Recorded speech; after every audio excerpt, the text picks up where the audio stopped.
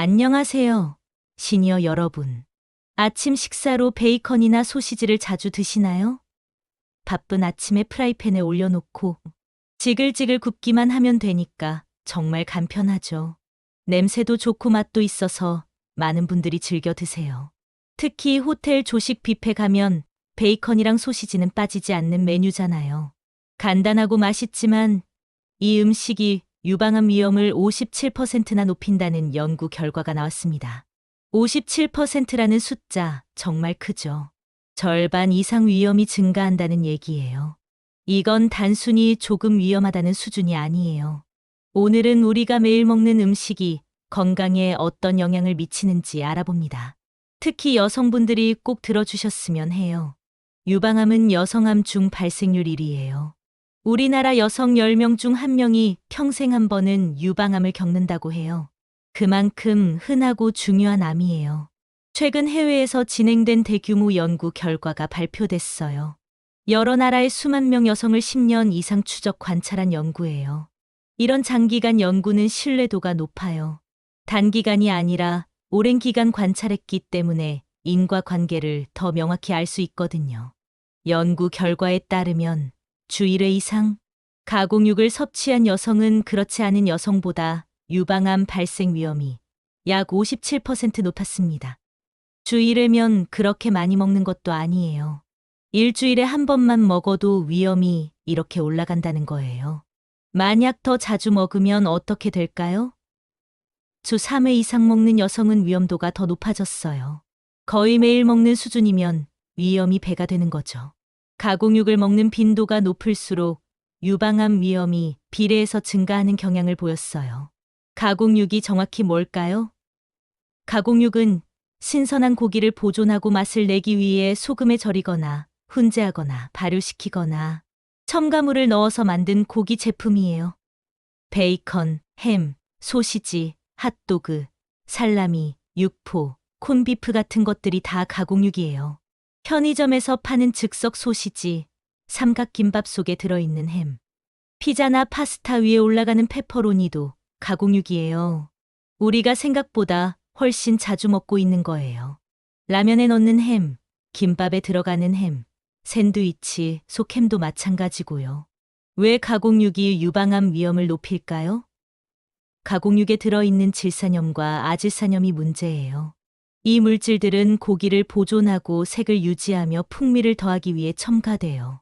햄이 분홍빛을 띠는 것도 아질산염 때문이에요. 질산염과 아질산염 자체는 그렇게 나쁜 물질이 아니에요. 채소에도 자연적으로 들어있어요. 문제는 이 물질들이 체내에서 변환되는 과정이에요. 특히 고온에서 조리하거나 위산과 만나면 니트로사민이라는 발암물질로 변환될 수 있습니다. 니트로사민은 국제암연구소에서 인정한 1급 발암물질이에요. 담배 연기에도 들어있고 특정 화학물질에도 들어있는 강력한 발암물질이죠. 이게 우리가 먹는 음식에서 생성된다는 게 문제예요. 또한 베이컨, 햄, 소시지 같은 음식은 고온 조리 시 독성 화합물이 생겨 세포 손상을 일으키는 것으로 보고됐습니다. 고기를 높은 온도로 구우면 표면이 타잖아요. 그 탄 부분에 발암물질이 많이 들어있어요. 헤테로사이클리가민이라는 물질도 생겨요. 이것도 발암 가능 물질로 분류돼요. 고기의 단백질과 크레아틴이 높은 온도에서 반응하면서 만들어지는 거예요. 특히 150도 이상의 고온에서 조리하면 많이 생성돼요. 다완방향족 탄화수소라는 물질도 있어요. 이건 고기를 숯불에 직접 구울 때 많이 생겨요. 고기에서 나온 기름이 불에 떨어지면서 연기가 피어오르잖아요. 그 연기 속에 이 물질이 들어있고 다시 고기에 흡착되는 거예요. 이런 물질들이 몸속에 들어오면 어떻게 될까요? DNA를 손상시켜요. 우리 몸의 세포에는 DNA라는 유전 정보가 들어있어요. 이게 손상되면 세포가 비정상적으로 변할 수 있어요. 그게 암세포의 시작이에요. 유방 조직은 특히 민감해요.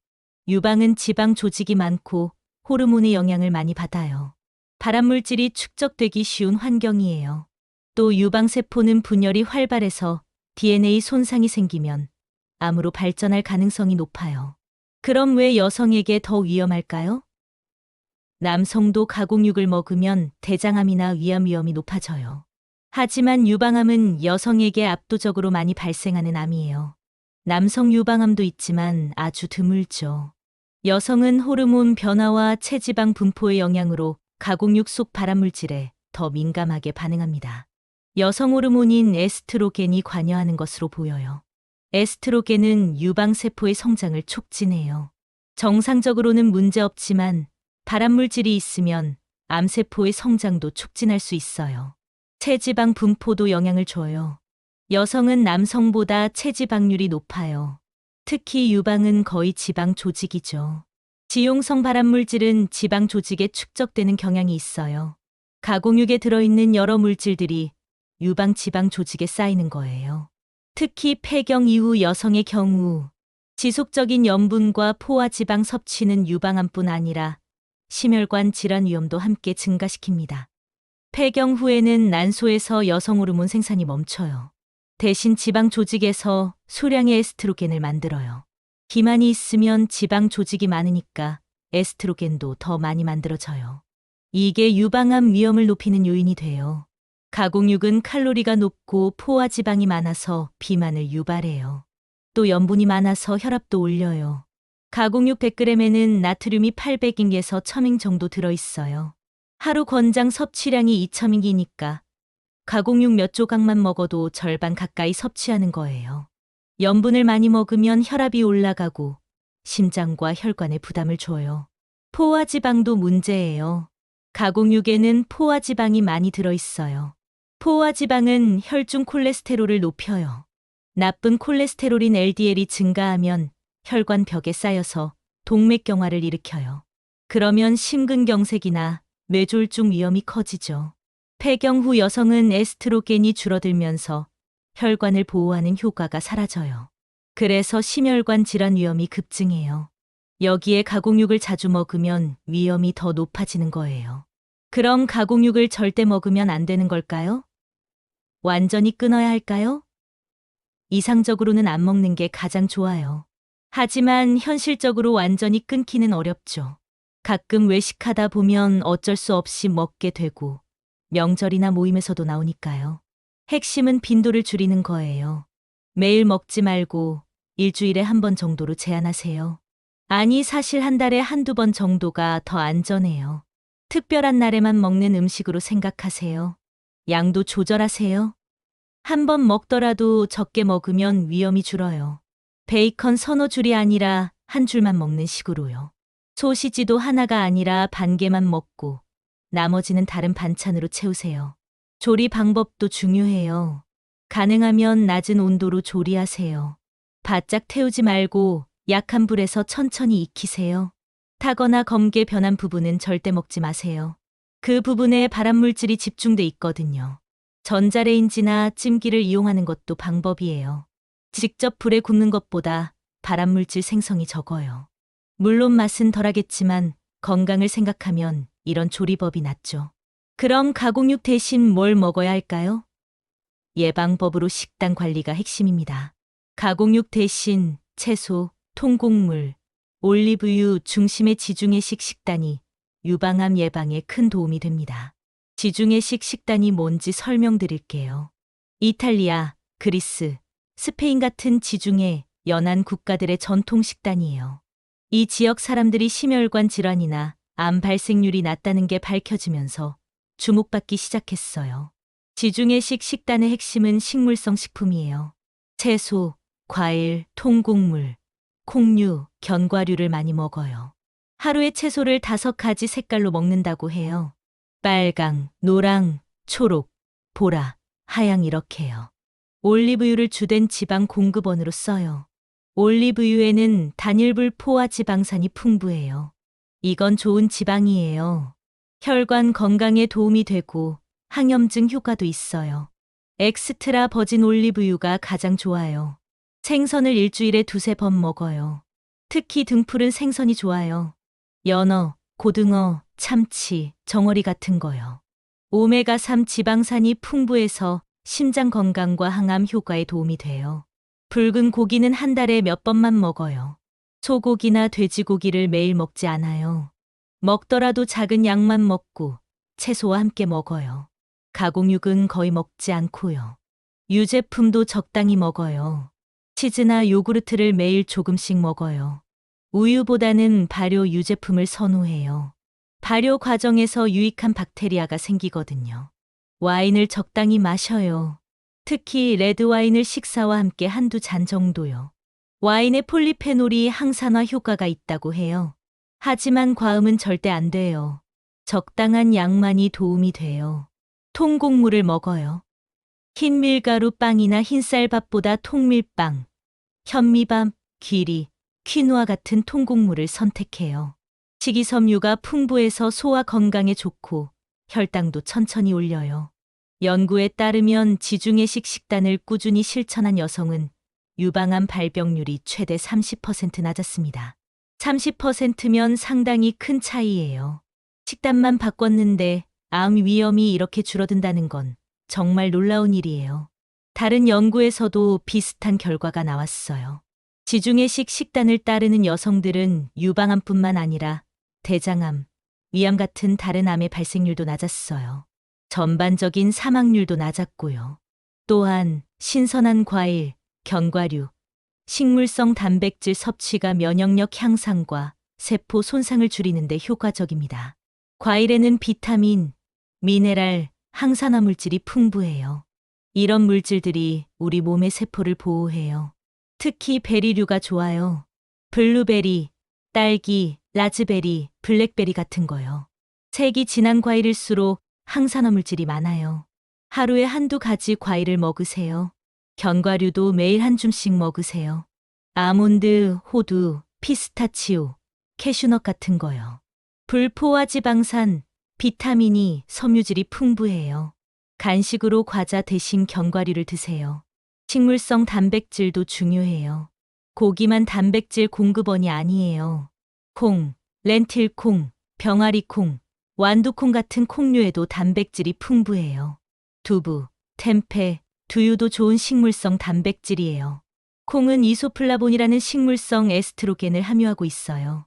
이게 체내 에스트로겐과 비슷하게 작동하면서도 암 위험은 높이지 않아요.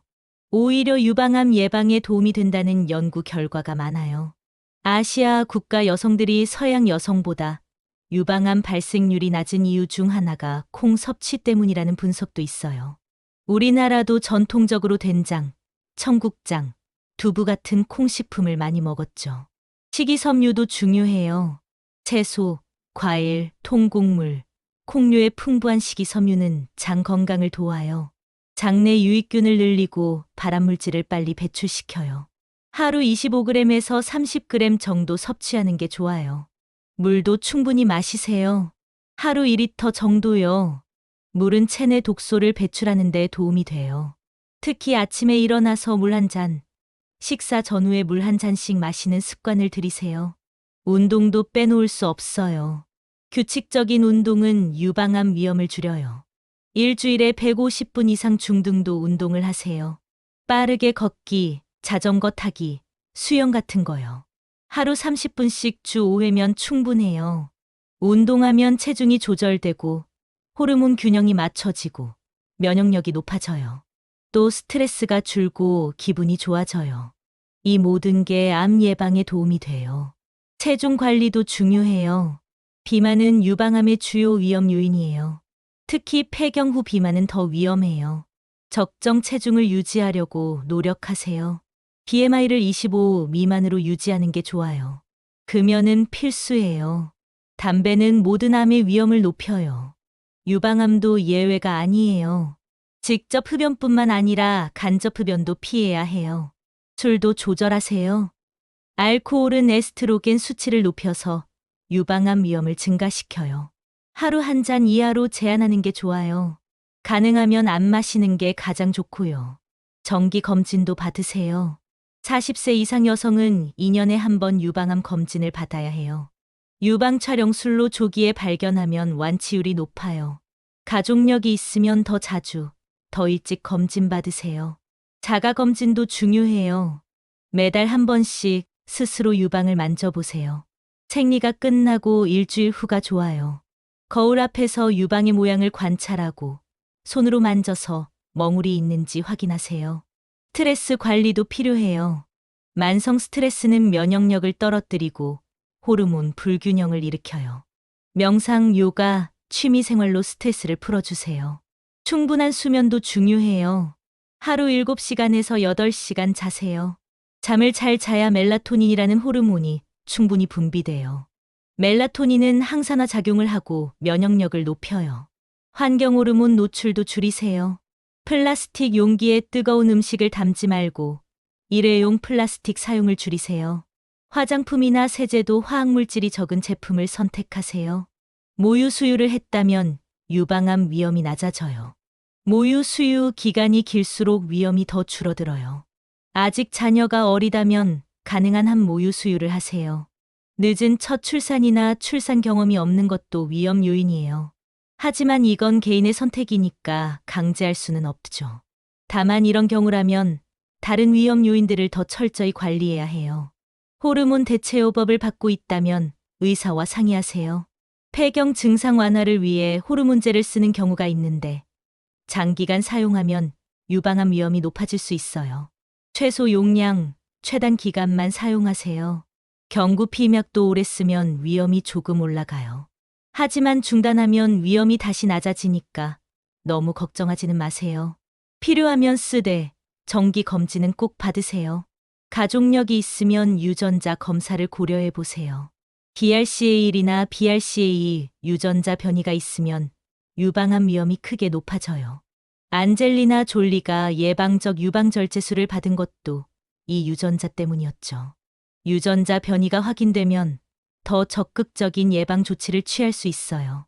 검진을 더 자주 받거나 예방약을 쓰거나 경우에 따라 예방적 수술도 고려할 수 있어요. 아침 한 끼 습관이 평생의 건강을 바꿉니다.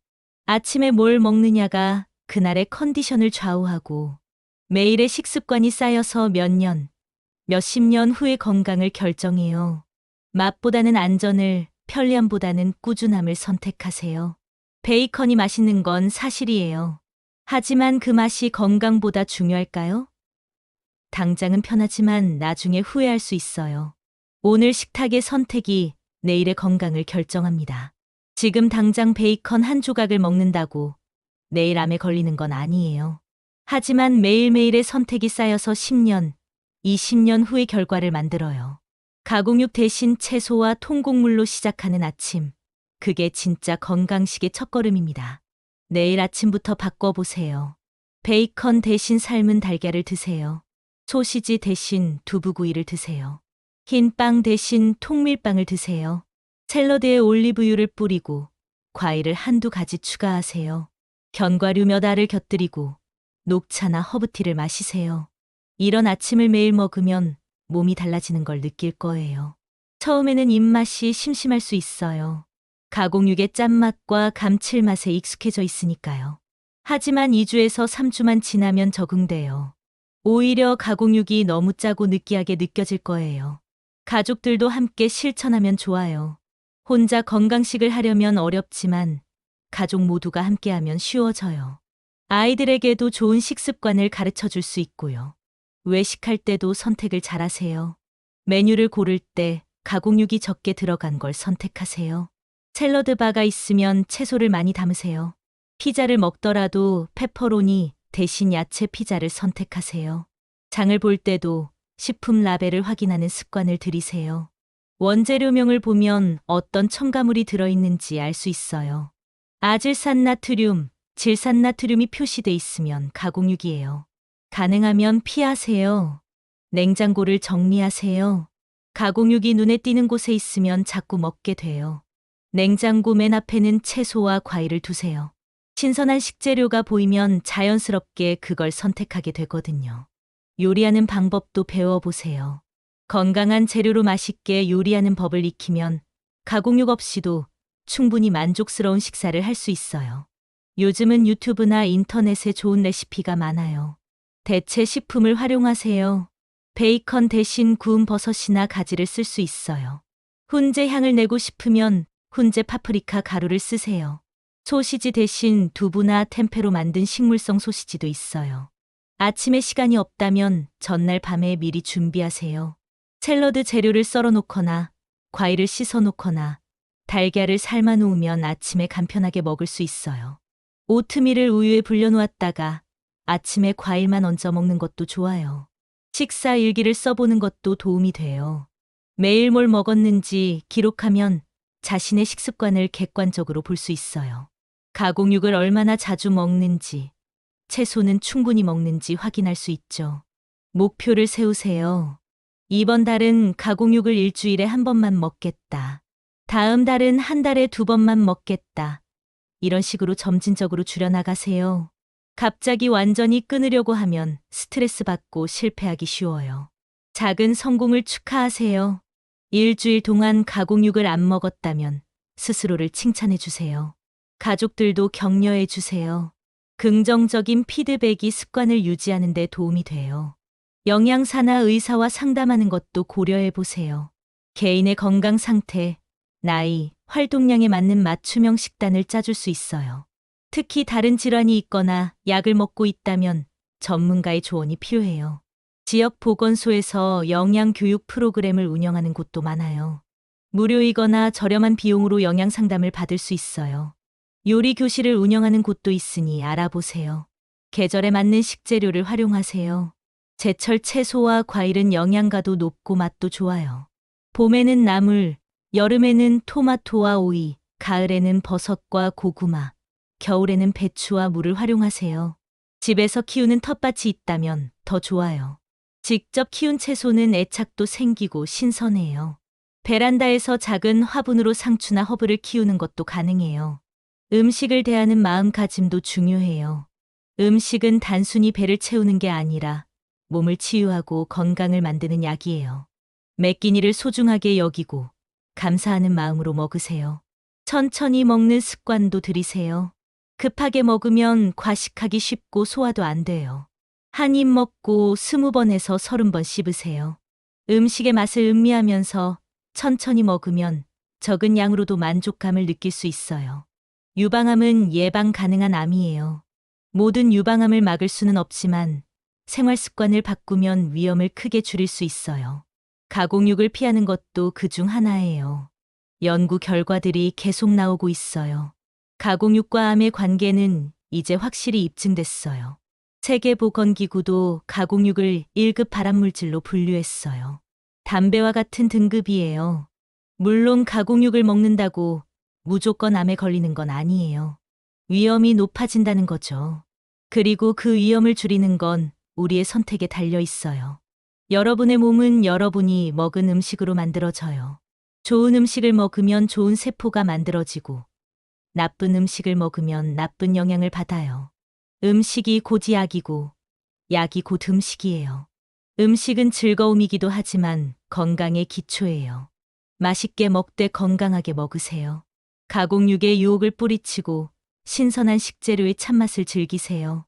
여러분 모두 건강한 식단으로 행복한 노후 보내시길 바랍니다. 들어주셔서 감사합니다.